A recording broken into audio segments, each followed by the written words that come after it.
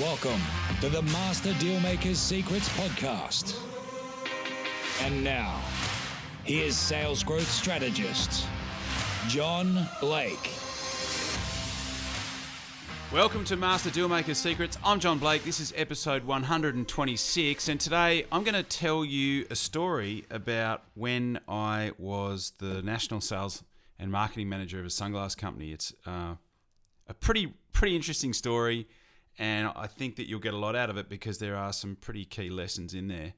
But before we get to that, if you have got leads in your pipeline that you want to convert into paying clients, and you're wondering how you're going to do that, if you're like most businesses, those leads are probably getting a little bit out of hand. Like there's probably more in there than what you could probably even start to follow up on your own. So if you are in that situation, I've got a resource for you I think is going to be massively useful.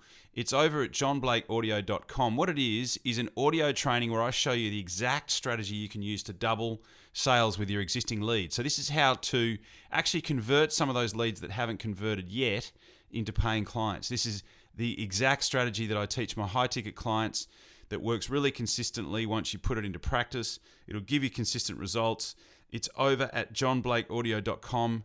Grab the training, the audio training. You'll also get the PDF with the exact word-for-word scripts, exactly what to say when you call, exactly what to write when you email, exactly when to email and exactly when to write over a 90-day period. It's over at johnblakeaudio.com. Download it, listen to it, implement it, and let me know how you go with it. Righto, so this is taking me back a bit. I was looking through my book, High Stakes Selling, and I've arrived at this particular chapter where I talk about this conversation that I had with one of the biggest sunglass chains in Australia at the time.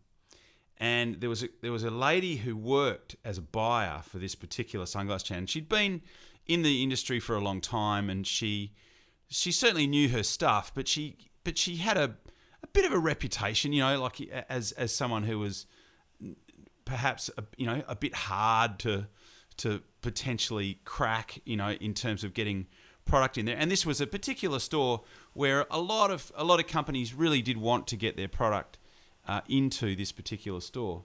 And so I had a meeting lined up with this particular lady, and the guy that I work for knew her through a previous company that he represented, and he said to me, hey, all the best, but don't be surprised if she shuts you down. She's a pretty hard nut to crack. And so I said, okay, no worries. So these guys were, they were a huge eyewear account, and we had a very hot product.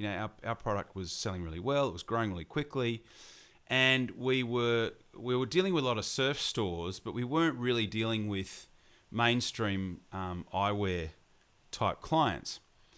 And so the guy that had been in the role before me had a couple of meetings with this particular lady, and they'd pretty much reached deadlock on every occasion, which, in negotiation terms, it just means, no deal.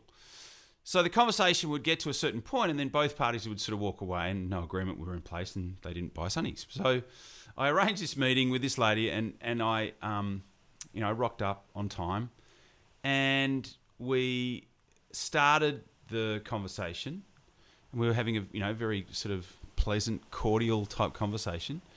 And then she says to me, are you dealing with Sunglass Hut? And I said, no, we're not, which at that point we weren't. And Sunglass Hut was a competitor of theirs, and they're still around. So, if you've been in a shopping centre in the last 5 to 10 years, you will have certainly seen a Sunglass Hut. They're owned by a company called Del Vecchio, or a guy called Del Vecchio, which he is the owner of a company called Luxottica. So anyway, she asked me if we're dealing with Sunglass Hut, and I said, no, we're not. And she said to me, why? Why aren't you? And I said, because at this particular point in time, we don't really want to work with Sunglass Hut. And she said, well, you should be careful. And I said, well, why should we be careful? And she said, well, basically what she was saying is that legally we couldn't not supply them if they wanted the product. And I said, well, yeah, we actually don't have to supply people if we don't want to. And so suddenly up until that point we had this very polite, cordial conversation, and then suddenly the conversation took this turn for the worse, and we're talking about this theoretical, hypothetical, legal conversation, which neither of us really had any kind of big qualification in talking about it, but it was essentially dealing with consumer law and whether we should be supplying, hypothetically, another account in the market, which we weren't even in a conversation with. And so, so we'd sort of started down this path, and I could sort of see where it was going, and it wasn't going anywhere good. And so I had the presence of mind, and I kind of did it intuitively. I don't really sort of think too much about it. Before the conversation had really degenerated to a point where we couldn't really recover. And I just stopped in the middle of the conversation, and I raised both of my hands at a sort of, an angle of sort of 45 degrees in this sort of gesture of I give up, and I just stopped talking. And so I'm just looking at her with this sort of semi-stupid look on my face of sort of resignation with my hands held up in front of me. And it was sort of more of a gesture of, like, why are we even talking about this? I didn't say anything else. I just had my hands raised, and I just stopped the conversation. And I sort of shrugged at the same time whilst holding eye contact with her. And it was one of the strangest things, right? So, and no exaggeration, like we sat there in silence for what felt like about 5 minutes. It was probably about 2 or 3 minutes, just staring at each other. And there was this kind of weird awkwardness. And then the next thing I knew, we were mapping out an opening order for sunglasses for this national eyewear chain, which operated in over 200 stores. And we didn't sign an order for 200, but we didn't want to be in 200. We just wanted to be in some of the bigger ones to sort of kick off. And we ended up, and that client ended up, going on to be worth millions and millions of dollars in sales revenue. But the point being is that, selling to that woman, I guess the lesson, right, is so selling to that woman is probably one of the strangest experiences that I've ever had, especially one that resulted in actually closing of one of the most profitable sales that I've ever been involved with.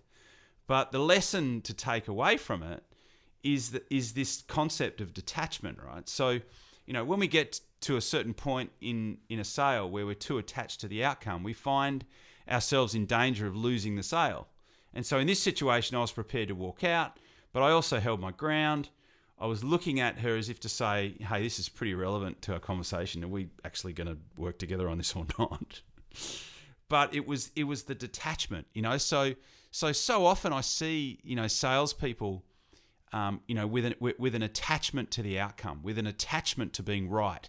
And I often also see it with new salespeople who learn, they learn some clever, closing techniques, and they become attached to the outcome, and they lose sight of the fact that this person actually might not be a fit, and they get too involved and too bought into actually closing this person at all costs.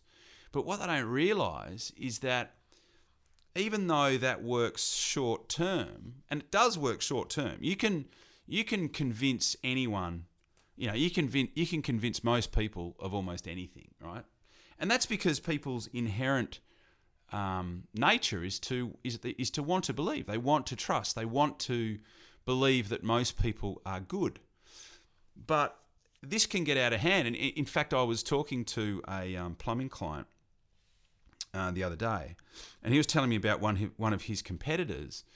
And I did a quick Google search, and this guy had been taken to court and fined for charging this elderly couple, in their 80s and 90s, $212,000 to relay a sewage pipe out the back of their property. I mean, this guy was just an overt thief. And the guy that I was talking to said, apparently it's because, he flew some sales guy out from America and he doesn't actually employ plumbers. He employs salespeople to go out there and stitch people up. And it actually is quite common. But what people don't realise is that even though that can make you money in the short term, long term, people find out and it will affect your brand.